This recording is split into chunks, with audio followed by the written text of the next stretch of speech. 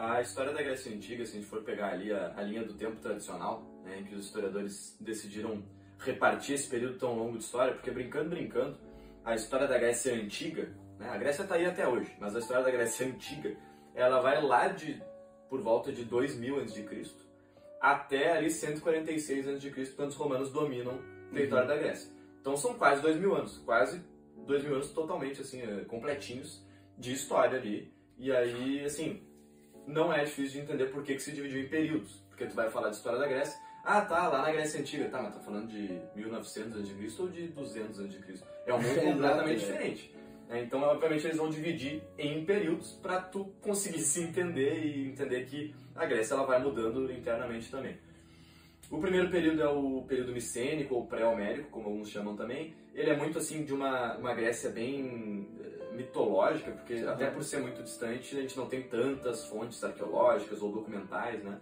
Então tem muita coisa de misticismo ali, tem muita coisa ligada à mitologia, e aí obviamente vai se linkar muito com a filosofia. Sim, sim. Né? O segundo período, e eu não falei as datas, né, desculpa, mas o primeiro, esse micênico, vai de 2000 até 1200, 1100, isso diverge um pouco dependendo do historiador que vai te falar, mas a ruptura ali é justamente com uma invasão da Grécia de um povo chamado de Dóricos, né, ou Dórios, que vai ser o último dos povos ali que vai formar, digamos que a, entre aspas, nação grega.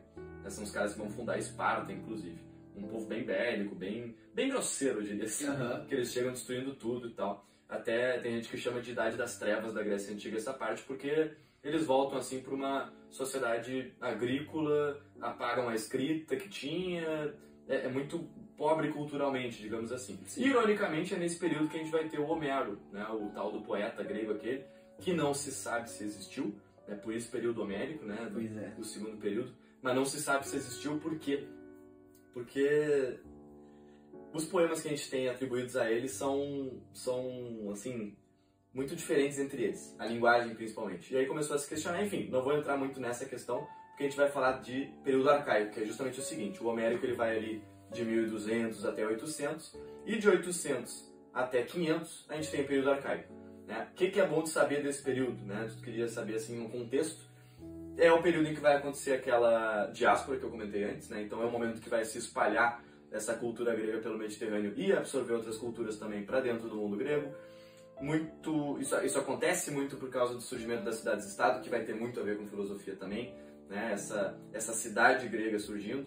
E tem também uma outra grande revolução nesse período aí, que é uma mudança na forma de guerrear na Grécia Antiga, né? Que é a Revolução Hoplítica, muda-se a forma de guerra ali na Isso guerra. É muito interessante. Também vai ter como fazer referências, né?